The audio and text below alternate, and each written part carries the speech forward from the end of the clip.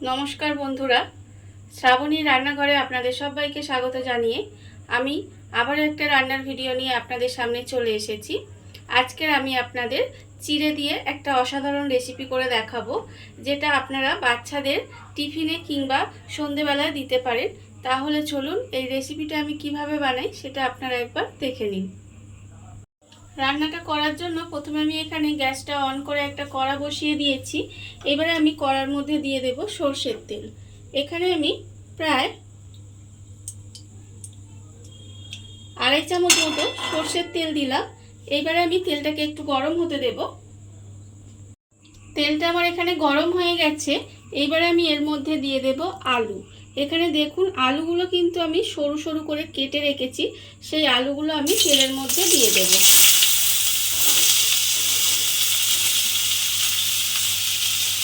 আলুগুলো তেলের মধ্যে দিয়ে দিলাম।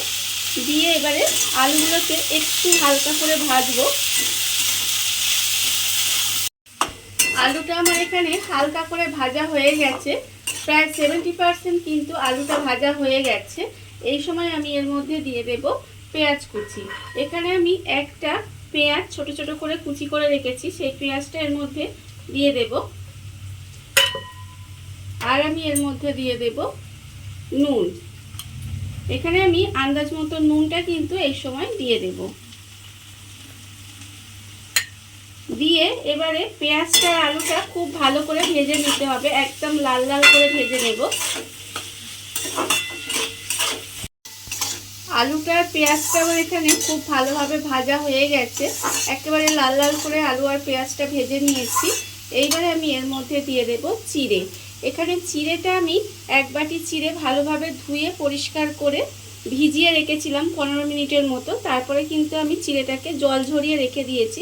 দেখুন চিড়েটা কিন্তু নরম, অথচ একদম ঝরঝরে হয়ে গেছে।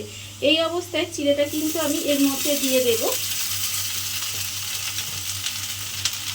চিড়েটা আমি এর মধ্যে দিয়ে এবারে গ্যাসটা কমিয়ে দিয়ে খুব ভালোভাবে চিড়েটাকে আলু আর পেঁয়াজের সঙ্গে মিশিয়ে একটু ভাজা ভাজা মতো করে নিতে হবে।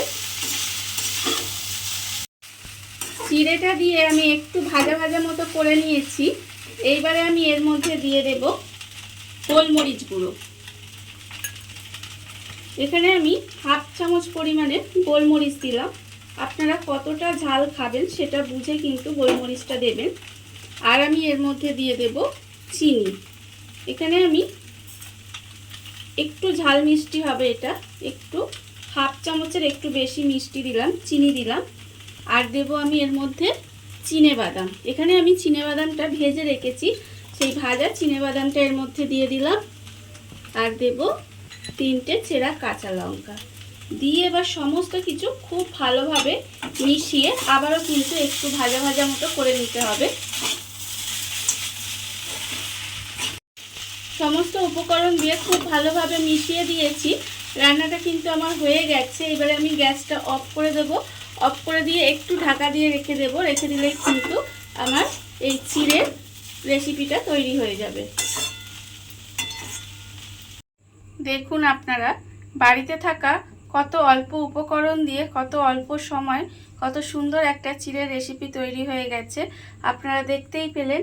আর এই রেসিপিটা যদি ভালো লেগে থাকে, তাহলে আপনারা যদি ফেসবুক থেকে দেখে থাকেন তাহলে পেজটি ফলো করে দেওয়ার অনুরোধ রইল। আর যদি ইউটিউব থেকে দেখে থাকেন তাহলে চ্যানেলটি সাবস্ক্রাইব করে নেওয়ার অনুরোধ রইল। তাহলে চলুন ভিডিওটা আমি এখানেই শেষ করছি। আপনারা সবাই ভালো থাকবেন, সুস্থ থাকবেন। আবারও হাজির হব নতুন কোনো রান্না নিয়ে।